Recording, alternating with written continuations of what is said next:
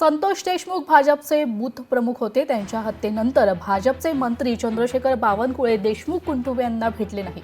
आता हे प्रकरण कसे मिटेल असं वाक्य त्यांच्या तोंडून आल्याचं गावकऱ्यांकडून समजल्यानं वाईट वाटल्याची नाराजी धनंजय देशमुखांनी व्यक्त केली आहे.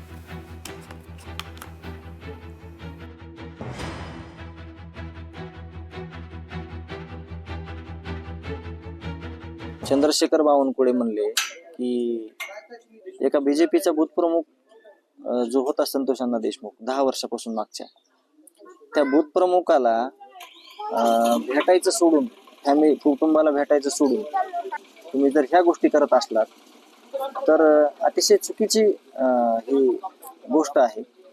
त्यामुळे गावकरी आक्रमक होत आहेत. मी त्यांना समजून सांगितलं की ज्याचा त्याचा प्रश्न असतो, कोणी यायचं कोणी काय करायचं, पण प्रामुख्याने गाववाले म्हणत होते की तो बूथ प्रमुख असताना त्या प्रदेशाध्यक्षांना कधी साधा संपर्क करण्याचाही प्रयत्न केला नाही, असं गावकऱ्यांचं मत येत होतं.